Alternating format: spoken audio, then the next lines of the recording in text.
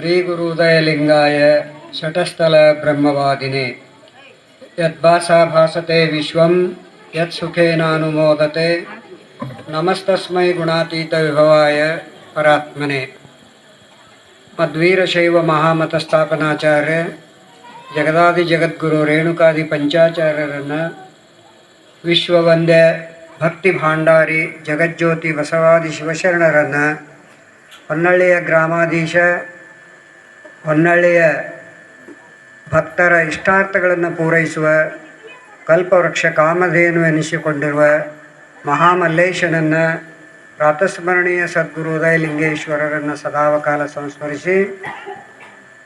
ಮಲ್ಲಿಕಾರ್ಜುನನ ನೂತನ ದೇವಾಲಯದ ಲೋಕಾರ್ಪಣೆ, ಮಹಾಲಿಂಗದ ಪ್ರಾಣ ಪ್ರತಿಷ್ಠಾಪನೆ, ಜಾತ್ರಾ ಮಹೋತ್ಸವ ಎಲ್ಲ ಕಾರ್ಯಕ್ರಮಗಳ 10-16 ದಿನಗಳ ಕಾರ್ಯಕ್ರಮದ ನಾಳಿನ ಜಾತ್ರಾ ಮಹೋತ್ಸವದ ಮುನ್ನಾ ದಿನವಾದ ಇಂದು ವಿಶೇಷವಾಗಿರ್ತಕ್ಕಂಥ ಅಗ್ನಿಪುಟು ಕಾರ್ಯಕ್ರಮದ ಪೂರ್ವದಲ್ಲಿ